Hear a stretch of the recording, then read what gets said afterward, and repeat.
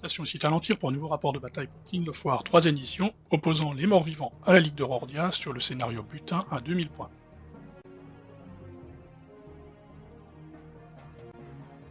Le background de la partie, qui s'inscrit dans l'arc narratif du baron Holstein, je vous laisse mettre en pause pour la lire plus amont. La liste des nains qui sera jouée par Nicolas. La liste mort-vivante sera dirigée par Loris. Et la liste elfe du crépuscule qui sera jouée par votre serviteur. Et la liste de la Ligue de Rordia par votre serviteur.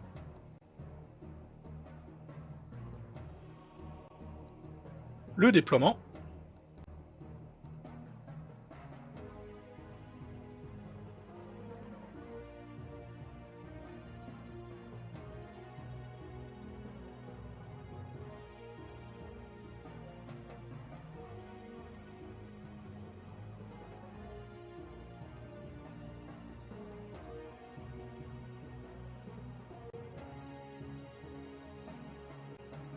Je remporte le premier tour et je commence tout de suite par bombarder le dragon avec mes canons.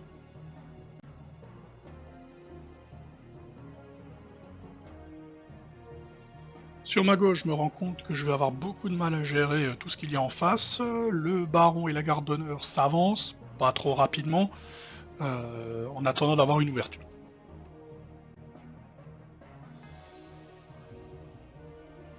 Au centre, mon infanterie se place de part et d'autre de la ferme avec le soutien de l'hôtel de guerre.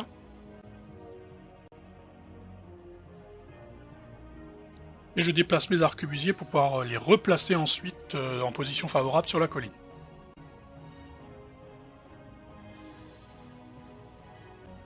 Mon aile droite avance également très prudemment, sans doute trop, vers le cairn. Je tente bien de lancer un petit éclair sur les revenants avec mon magicien Gratiface, mais malheureusement, eh bien, ça ne cause qu'un dégât. C'est au tour de Loris qui avance beaucoup plus prudemment que d'habitude. Il a bien retenu la leçon des dernières parties. Il se positionne également avec ses loups-garous devant la ferme, près du champ, mais juste à portée de charge pour lui.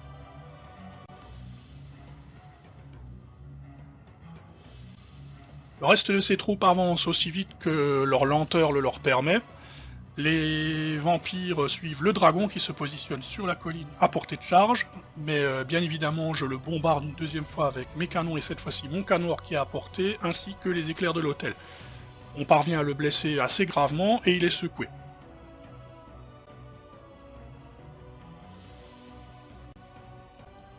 Mes options tactiques sont très réduites, dès lors que Loris récupère le butin avec ses trolls zombies.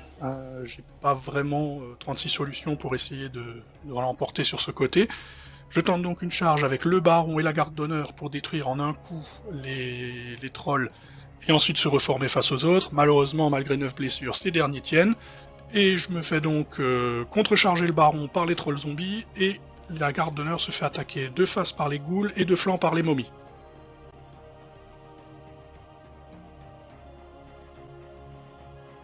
Mon adversaire continue à capturer du pion butin à la pelle. Au centre, il fait un déferlement avec son nécromancien sur les revenants qui leur permettent de rentrer en contact du butin et de le récupérer, tandis que ces zombies s'installent à l'intérieur du cairn et récupèrent également le butin qui s'y trouve. Les faucheurs d'âmes ont gravi la colline, tandis qu'il a fait replier son dragon derrière la colline et derrière le cairn, histoire d'être hors de vue du canon orgue, du canon et également de l'autre canon sur la gauche, puisque la maison de la ferme fait écran. Les loups-garous chargent le petit régiment de piquets qui est situé dans la cour de la ferme. Loris fait quelques dégâts et avec un très bon jet de morale, il parvient à m'ébranler malgré la présence de l'hôtel de guerre. Malheureusement, j'oublie que j'avais volonté implacable et du coup j'oublie de retirer le marqueur à mon tour suivant. Bon, tant pis, c'est de ma faute.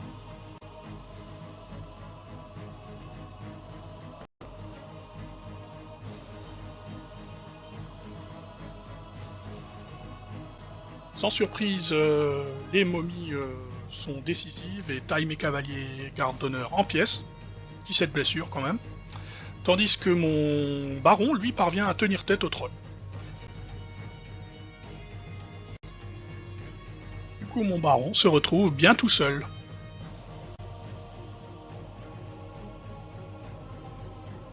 Pendant mon tour, il ne se passe pas grand chose, mon canon orc fait quelques pertes aux vampires mais pas de quoi les faire dérouter, les canons ratent leur cible.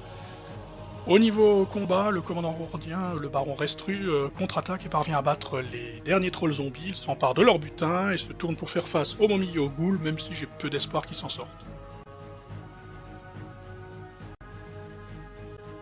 Autre combat important, mes piquiers, encouragés par le lutte des ténèbres qui leur donne l'épée du fléau, et forts de leur bénédiction des dieux, attaquent les revenants pour leur prendre le butin, et malheureusement, je fais un jet tout pourri. Et du coup, les revenants encaissent le choc, clouant sur place mes piquiers qui se font évidemment charger de face par les vampires, et malheureusement également de flanc par le dragon.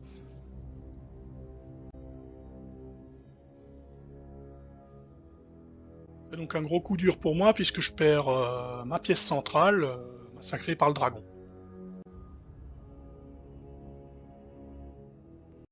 Les loups-garous, sans surprise, font un deuxième round de combat et dévorent leurs infortunés adversaires, seuls quelques survivants parviennent à s'enfuir en hurlant.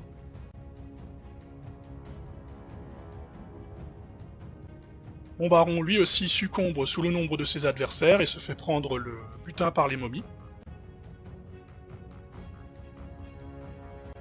Seul objet de consolation dans ce désastre, à droite, les chiens de guerre, eux, maintiennent leur ligne et livrent un combat féroce aux revenants. Soutenu, il est vrai, par la magie du magicien, mais bon, au moins ils tiennent le coup.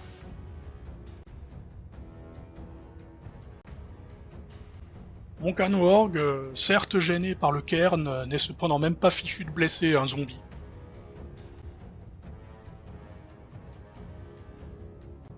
Je décide donc de faire charger les chevaliers, un peu tard certes, puisque toute ma ligne a déjà fondu. Ils parviennent cependant à venir à bout du dragon mort-vivant. C'est déjà ça.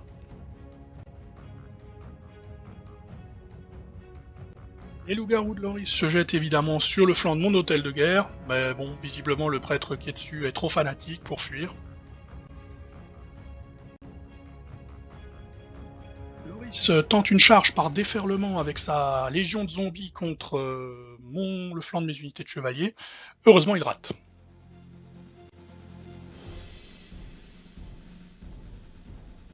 Les canons retrouvent de la voie et mettent suffisamment de blessures aux faucheurs d'âme pour qu'ils soient ébranlés. Du coup, Loris les fait replier, ainsi que les revenants qui portent le butin.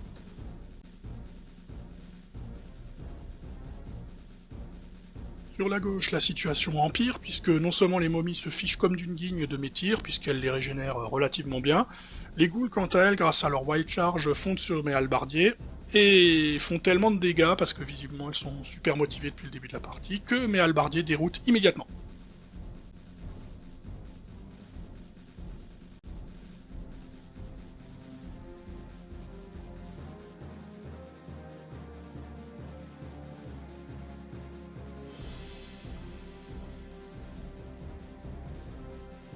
À mon tour, j'ai plus trop grand chose à faire, je décide de tirer avec mes arquebusiers sur les momies, ça ne suffit toujours pas. Et ils n'ont plus qu'à attendre la mort avec les ghouls qui sont en face d'eux. Et c'est ce qui se passe, sans surprise, donc les ghouls rajoutent des scalps supplémentaires à leur collection puisque je me fais désosser.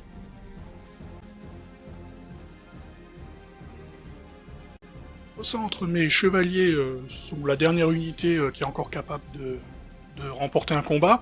Ils sont en mauvaise posture quand même puisqu'ils sont tout seuls. Je décide quand même de charger avec panache sur les faucheurs d'âme que je mets en déroute. Mais évidemment, par la suite, je me fais charger de front par les revenants et de flanc par la légion de zombies. Mes courageux cavaliers, ne flanchent pas puisque je tiens bon. Bon, ça ne va pas durer puisque derrière, les loups-garous de Loris ont enfin réussi à renverser mon hôtel de guerre et regardent avec envie en direction de mes petits chevaliers.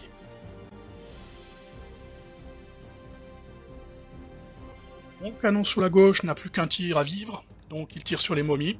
Je réussis 2 touches et pas mal de dégâts, mais une fois de plus, ces foutus momies ne flanchent pas, à 1 point près. Dans la foulée, évidemment, ils sont chargés et éliminés par les ghouls.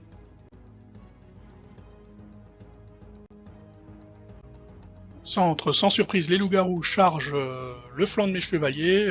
Encerclés, écrasés sous le nombre, mes cavaliers sont anéantis.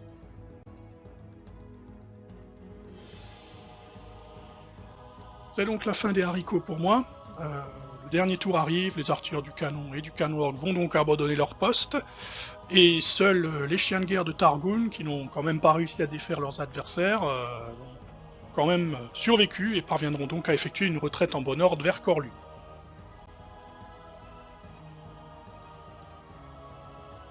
Momie et Ghoul se sont donc rendus maîtres de la tour.